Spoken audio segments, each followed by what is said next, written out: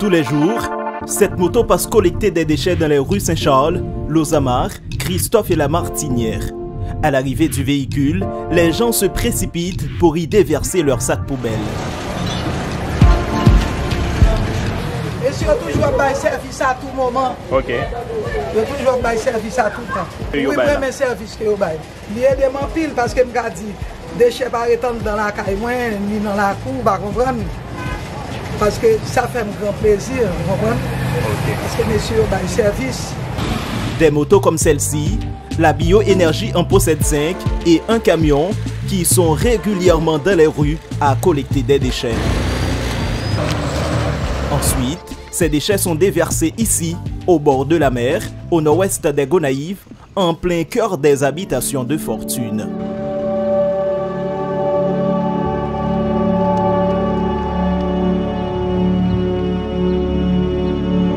C'est un endroit inapproprié, mais pour l'instant, l'entreprise n'a malheureusement pas d'autre choix. Pas d'avoir de déchets là, et pour plusieurs raisons. Non seulement la zone, son zone qui est habitée, deux, il est tout près de la mer là, il n'est pas bon pour la mer là du tout. Ensuite, même Mangrovio, il a dérangé autour. De ce fait, là, il y a deux fatra du tout qui j'étais là. Donc on est la mer là, sur un côté qui a de protéger par rapport avec fatra pour bêtes qui vivent dans la mer, et fatra pas protéger. Mais malheureusement, c'est comme ça lié.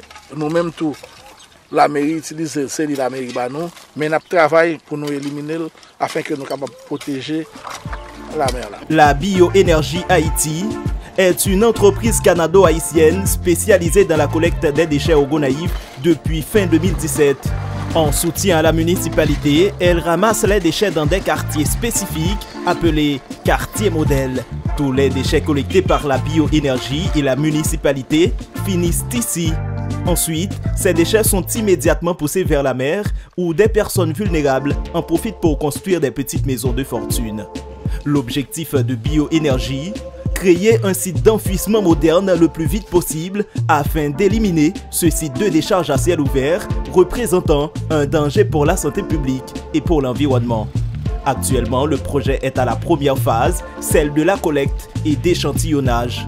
Sur le terrain, c'est Sobner Charles qui s'occupe de l'échantillonnage. Il est surnommé le maître des déchets car il a été formé spécialement par la Bioénergie Haïti. Il maîtrise tous les détails sur les différentes catégories d'ordures. Nous mettons des déchets catégoriquement dans la place. Par exemple, nous avons des déchets organiques, nous classons. Nous avons des déchets inorganiques, par exemple. Nous avons inert. Nous avons chaque déchet, nous classons par catégorie. Matière plastique là, qui est très élevée. Et nous avons organique dans tout en pile. C'est-à-dire que nous ne pouvons pas évaluer le pourcentage. Mais à chaque fois que nous jouons par catégorie, un pourcentage qui est plus élevé. Et parmi toutes ces catégories, les déchets biodégradables sont les plus précieux pour le projet de Bioénergie Haïti. Pour les gens qui aiment plus comprendre, c'est feuilles bois et déchets et qui sortent dans le caillou, dans la cuisine, ok? Et qui va permettre que nous-mêmes nous avons produit ça et produit méthane et méthane a produit biogaz et biogaz a produit l'électricité ou bien l'énergie. Est-ce que vous comprenez? Voilà. Et mes déchets qui sont Gonaïves, nous estimons que nous avons une forte quantité de plastique Gonaïve.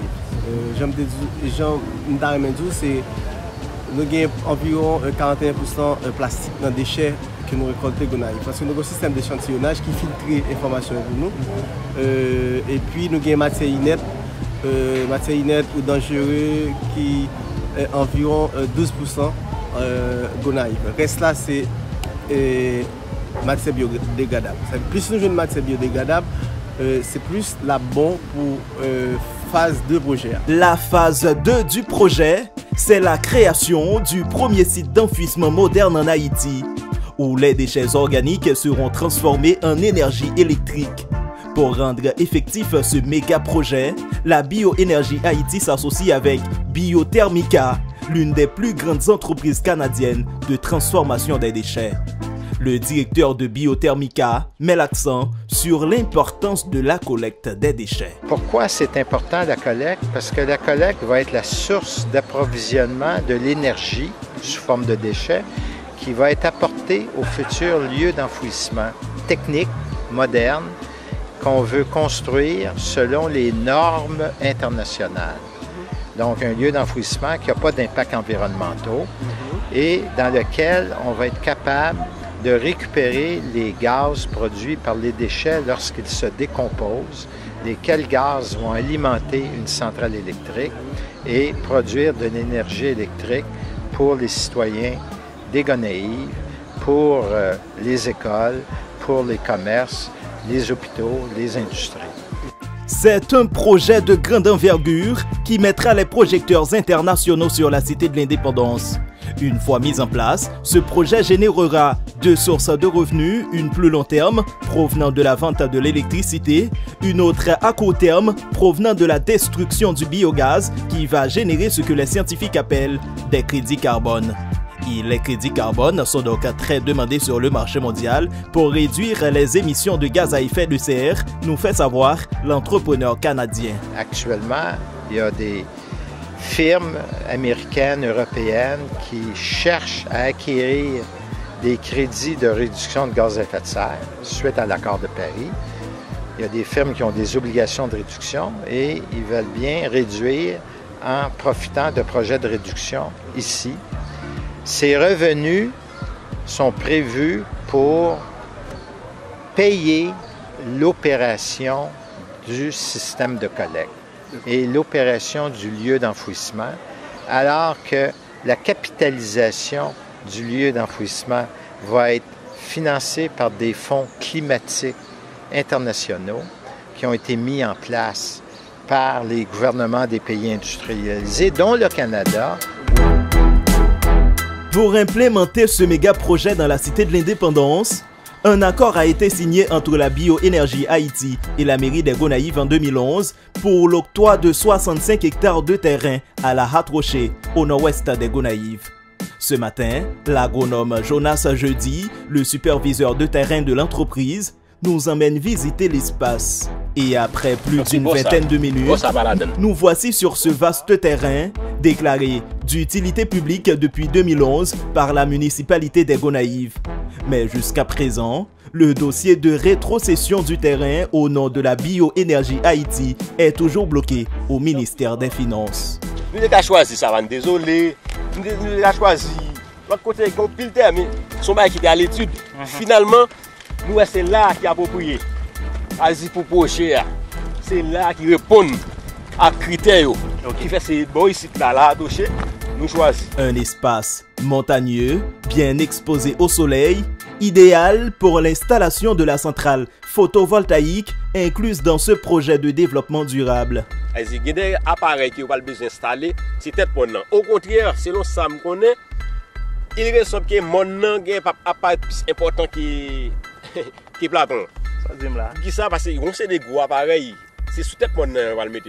Toutefois, Gonaïves pourrait perdre ce projet si les autorités centrales n'autorisent la DGI à déléguer un notaire public pour procéder à l'arpentage du terrain, pour ensuite octroyer les titres de propriété à Bioénergie Haïti. Tout le bail c'est dans l'État. C'est l'État qui est monopole là. Donc ça veut dire c'est l'État qui autorise. Pas un gros nègre passer l'État. Si les projets sont projets qui ont pile faisabilité, si l'État pas refusé ça, nous pas faire pays vrai. Donc si nous fait pays ça, son projet l'État doit embrasser, collaborer le plus vite que possible.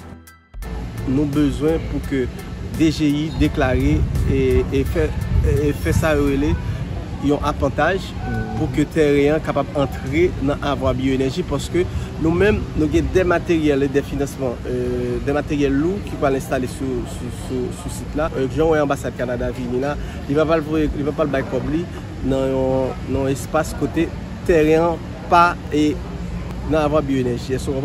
Une fois que le terrain est dans la bioénergie, qu'on y a nous-mêmes équipe Canada là pas pensé parce que c'est ça qui bloque le financement. En clair, c'est l'État haïtien qui bloque le projet alors que tous les bailleurs sont déjà mobilisés. Depuis 2020, la Bioénergie Haïti bénéficie l'appui des Affaires mondiales Canada ainsi que de plusieurs entreprises privées et publiques canadiennes et internationales. Un projet que le gouvernement canadien suit de très près, au point que l'ambassadeur du Canada en Haïti, Sébastien Carrière, avait même assuré aux partenaires de Bioénergie Haïti que leur projet fait partie de ses priorités pour Haïti. Pour concrétiser cette promesse, il vient en personne ce dimanche 3 juin 2022 visiter l'équipe et du même coup s'enquérir sur l'avancement du projet. Sourire chaleureux, poignée de main ferme. Ensuite, Sébastien Carrière est conduit dans la salle de conférence de l'entreprise où le patron de Biothermica lui présente l'avancement du projet, suivi d'une courte vidéo d'illustration sur les différentes étapes qui conduiront à la mise en place du site d'enfouissement moderne. Après quelques minutes de discussion, la délégation prend la direction du collège Saint-Pierre-Claver, une école congréganiste bénéficiaire du service de Bioénergie Haïti. Pour l'accueil, bouquet de fleurs, sourires et chansons spéciales. Ne prenez pas la vie sans la chanson, sans la musique. Nous vous souhaitons la bienvenue de cette joyeuse mélodie. Nous vous accueillons avec le sourire. Nous vous accueillons avec le sourire. Des gestes qui incitent même l'ambassadeur canadien à faire usage de ces quelques mots de créole haïtien. Bonjour tout le monde. Merci un peu de m'accueillir. L'ambassadeur Sébastien Carrière encourage les responsables de l'école de continuer à utiliser les services de bioénergie afin de préserver l'environnement. Une visite de seulement quelques minutes, mais qui procure énormément d'enthousiasme à la directrice de l'établissement. Ça, c'est vraiment, ça me fait chaud au cœur, surtout pour le travail que cette compagnie fait dans Gonaïves. C'est très important, très intéressant. J'apprécie le programme. Ce programme vous apporte quoi exactement?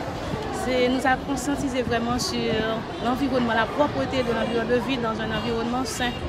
Et nous montre aussi que nous appartenons à un monde, pas seulement en Haïti, mais partout. En effet, la bioénergie ne se contente pas seulement de ramasser des déchets. L'entreprise donne également des séances de formation aux élèves sur la gestion et la protection de l'environnement, en témoignant ses bachelières.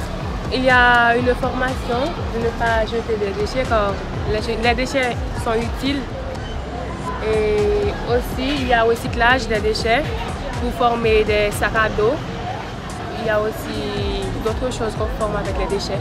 Il y a aussi le cours d'éducation à la citoyenneté qui nous apprend à protéger l'environnement. Il y a aussi, on nous apprend à faire des briquets pour nous aider avec l'environnement pour ne pas couper les arbres. Après le collège Saint-Pierre-Claver, direction le quartier modèle qui n'est autre que les rues Lozamar, Christophe, Saint-Charles et Égalité. Le quartier modèle, c'est l'espace dans lequel la Bioénergie Haïti mène constamment des opérations de ramassage d'ordures. Il est 11 h du matin, nous sommes à la rue Saint-Charles. Sous les regards curieux des passants, le diplomate canadien et l'équipe administrative de Bioénergie Haïti marchent dans le quartier modèle avant de se faire prendre en photo avec quelques employés de l'entreprise. Cette visite consiste à constater l'efficacité de l'équipe de collecte des déchets dans le quartier modèle qui est considéré comme une sorte d'évaluation pour l'entreprise. Car sans une équipe de collecte efficace, il sera difficile d'approvisionner le centre d'enfouissement moderne qui sera construit à quelques kilomètres de là. En clair, ce seront les déchets collectés qui serviront de matière première à l'entreprise. Si l'équipe de collecte n'est pas à même de ramasser une quantité de déchets considérable, le projet s'enlise. Après avoir sillonné le quartier modèle, l'ambassadeur Sébastien Carrière estime que cette étape est réussie. Il voit déjà la nécessité d'étendre le projet sur tout le territoire. C'est un projet qui pour moi est très porteur d'avenir, pour l'avenir de la communauté, de la ville, de la région, du pays, mais aussi du monde. Donc on trouve des rues propres où tous les déchets sont ramassés. On se sert de ces déchets-là pour créer de l'énergie. Avec un échange de crédits de carbone, on réussit à réduire la pollution. Pour sauver notre planète, il faut sauver notre planète. Elle est en péril. Et en plus, c'est un outil de développement économique pour le pays, développement économique durable. Donc, le Canada est très, très content d'encourager ce projet. Ma présence ici s'inscrit dans ce sens. Attention, donc ici, c'est le quartier modèle. Donc, ce qu'on espère, c'est que quand le projet va grandir, les Gonaïves, ça va être la ville modèle. Et puis ensuite, on pourra encourager d'autres à faire la même chose ailleurs dans le pays, pourquoi pas dans le monde. La Bioénergie Haïti, un projet de solution innovante contre la dégradation de l'environnement en Haïti, l'un des pays les plus touchés par le changement climatique. En 2020, l'entreprise a reçu la mention Honorable 2 dans le cadre du concours BID FEMESA 2020, organisé depuis 2009 par la Banque interaméricaine de développement et la Fondation FEMESA. Le concours récompense les solutions les plus innovantes dans les secteurs de l'eau, de l'assainissement et des déchets solides en Amérique latine et dans les Caraïbes. Une distinction bien méritée au regard des différentes initiatives de la BEH. Hormis la collecte des déchets, des séances de formation sur la protection de l'environnement, ces mangroves ont été plantés en 2021 par la BEH en vue de protéger le littoral gonaïvien. La mer abordée, mais isolée, tout est savane. Donc, vraiment, on était coupé et bois qui est à côté la mer. Or, on connaît mangrove utile avec les fruits de mer surtout. Donc, ça veut dire l'eau coupée, ou pas remplacer, et ça c'est fruits de mer, par exemple, poisson. Au moins, une bête qui vit dans l'eau surtout, c'est ça c'est écarté pour aller plus loin. Malheureusement, elle risque d'être détruite encore une fois si les déchets continuent à être déversés ici.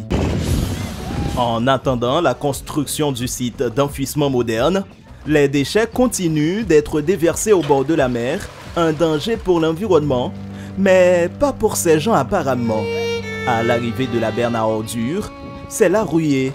Des femmes, des jeunes et même des enfants viennent chercher de quoi récupérer afin de gagner un peu d'argent pour se nourrir au quotidien. Donc, la fermeture définitive de cette décharge sauvage, ce sera sans doute un coup dur pour ces malheureux.